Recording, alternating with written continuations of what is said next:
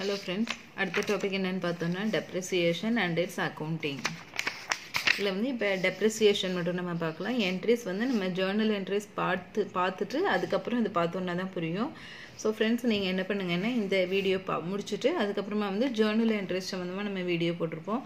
அந்த என்ட்ரிஸ் பார்த்துட்டு அதுக்கப்புறமா டெப்ரிசியேஷன் பார்த்தீங்கன்னா உங்களுக்கு புரியும். டெப்ரிசியேஷன்னா என்னன்னு சொல்லி உங்களுக்கு தெரியும். Warranty due to actual use.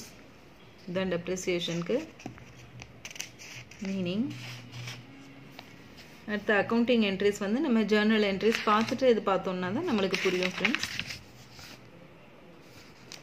Next இதுல depreciation கண்டுபிடிக்கிறதுக்கு வந்து நிறைய methods இருக்கு. First method கொடுத்திருக்கிறது வந்து straight line method. Straight line methodக்கு வந்து ஒரு formula கொடுத்திருக்காங்க.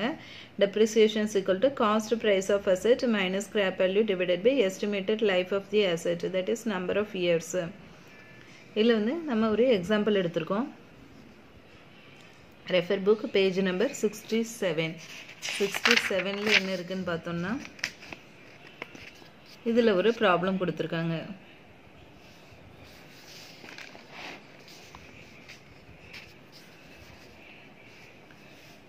The computer would be depreciated 3/6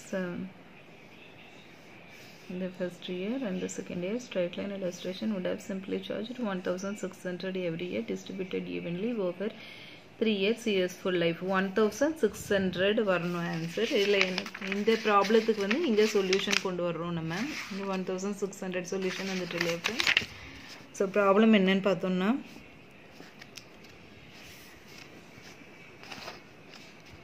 in the first year, the third year, so on, go back to the illustration. Straight line discussion. 5,000 computer, 200 வந்து salvage value, 3 years useful life. இந்த மூணு particulars கொடுத்திருக்காங்க. Okay friends, 5,000 வந்து கம்ப்யூட்டரோட price, 200 salvage value and 3 years useful life. 5,000 cost price of the asset, scrap value வந்து 200, estimated useful life வந்து 3. So இதை divide solve பண்ணோம்னா 1,600 வருது. இதுதான் straight line method. Straight line method வந்து ஒன்றும் உங்களுக்கு எதுவும் கிடையாது. சிம்பிளாக இந்த ஃபார்முலா மட்டும்தான். இந்த ஃபார்முலா யூஸ் பண்ணி நம்ம போட்டுடலாம். Depreciation equal to cost price of the asset minus scrap value divided by estimated life of the asset. அடுத்த எக்ஸாம்பிள் பார்த்தோம் அப்படின்னா அடுத்த மெத்தட் வந்து declining balance or written down value method. Declining balance method வந்து உங்களுக்கு ஒவ்வொரு வருஷமும் எவ்வளோ டிக்ளைன் ஆகிட்டு இருக்குன்றது previous year's value into percentage rate. Annual depreciation வந்து ப்ரீவியஸ் இயர்ஸ் வேல்யூ. ஃபர்ஸ்ட் வந்து இந்த கொடுத்துருக்க எக்ஸாம்பிளில் வந்து original cost of an asset வந்து 20,000, rate of depreciation 20%. The following table describes how declining balance would depreciate the asset.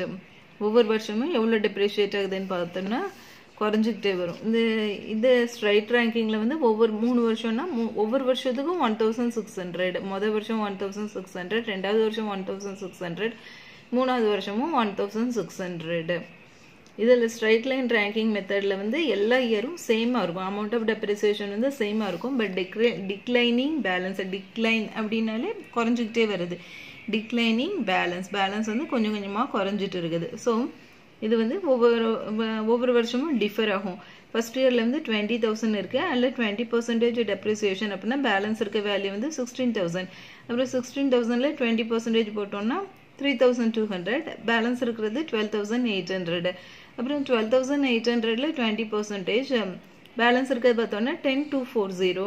10,240ல் 20% போட்டோம்னா 8,192. 8,192ல் 20% போட்டோம்னா 1,638. So இந்த வேல்யூ வந்துட்டு நம்மளுக்கு. Then declining balance method. First பார்த்தது straight ranking method, that is straight line method. Straight line method, declining balance method, ரெண்டு method முடிஞ்சிட்டு அடுத்து வந்து தேர்ட் மெத்தட் பார்த்தோம் அப்படின்னா written down value method. Written down value method வந்து இதில் வந்து income tax act, companies act எல்லாத்துலேயுமே ரெக்கக்னைஸ்டுன்னு பார்த்தோம்னா இந்த ரிட்டர்ன் டவுன் வேல்யூ மெத்தடு தான். 4.10. Okay. Advantages and disadvantages of return down value method. Return down value method இல்ல declining balance method ரெண்டுமே சேம் தான். அடுத்தது பார்த்தோம்னா sum of the years digit method. இந்த 3 மெத்தட் தான் உங்களுக்கு கொடுத்துருக்காங்க ஃப்ரெண்ட்ஸ். ஆக்சுவலி டெப்ரிசியேஷன் கால்குலேஷனுக்கு வந்து நிறைய மெத்தட்ஸ் இருக்குது. பட் உங்களுக்கு சிலபஸில் வந்து இந்த 3 மெத்தட் தான் இருக்குது. ஸோ இந்த 3ஐயும் மட்டும் நம்ம பார்த்துக்கிட்டா போதும். Sum of the years digit method இதில் என்ன கேட்டிருக்கேன், என்ன சொல்யூஷன் கொடுத்துருக்காங்க அப்படின்னா 10 years யூஸ்ஃபுல் லைஃப். ஸோ 10 வருஷம் யூஸ்ஃபுல் லைஃப் அப்படின்னா 10 + 9 அந்த இயர் வந்து ஃபுல்லாக இது பண்ணணும், ஆட் பண்ணோன்னா 55 வரும். 10 + 9 + 8 + up to 1. In the first year the asset would be depreciated 10 / 55. First இயரில் டெப்ரிசியேஷன். செகண்ட் இயர் டெப்ரிசியேஷன் வந்து 9 / 55. தேர்ட் இயரில் 8 / 55 இந்த மாதிரி வந்துட்டு இருக்கும். அடுத்து வந்து illustration from the straight line depreciation. நம்ம straight line மெத்தடில் வந்து ஒரு எக்ஸாம்பிள் பார்த்தோம் இல்லையா, அதையே வந்து இப்போ இதில் sum of the years digit மெத்தடில் பார்த்தோம் அப்படின்னா 5000 வந்து கம்ப்யூட்டரோட value, 200 salvage value and 3 years useful life. So sum of the years போட்டோன்னா 3 + 2 + 1. So sum of the years வந்து 6. ஃபர்ஸ்ட் இயர் டெப்ரிசியேஷன் வந்து 3/6. நீங்கள் எழுதுறது வந்து 1 + 2 + 3ன்னு எழுதாதீங்க, 3 + 2 + 1 அப்படின்னு போடுங்க. சப்போஸ் 4 வருஷம் அப்படின்னா 4 + 3 + 2 + 1. அப்போ தான் நம்ம இது வந்து கேல்குலேஷனில் வந்து நம்மளுக்கு கரெக்டாக வரும். இல்லைன்னா நம்மளுக்கு வந்து மறந்துடும். அங்கே எக்ஸாமில் போய் நம்மளுக்கு 1 எடுக்கணுமா 3 எடுக்கணுமா சொல்லிட்டு மறந்துடும். ஸோ நம்ம இந்த ஆர்டர் படியே எழுதி பழகலாம்.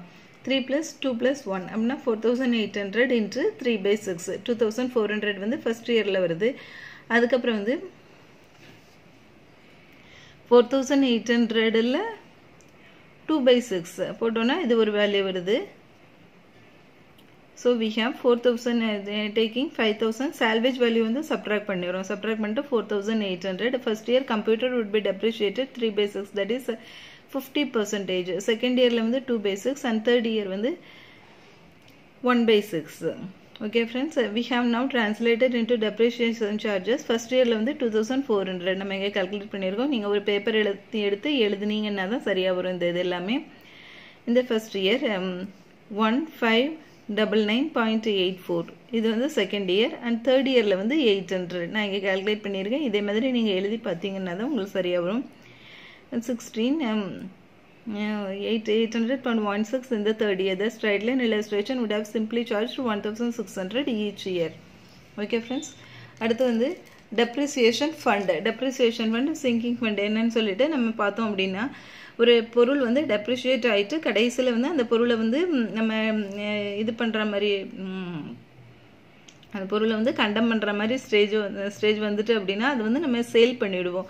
சேல் பண்ணிவிட்டு புதுசாக ஒரு பொருள் வாங்குறதுக்காக நம்ம ஒரு ஃபண்டு வந்து ஆர்டியாவோ ஏதாச்சும் ஒரு ஃபண்டு வந்து நம்ம சேர்த்துக்கிட்டே இருப்போம்.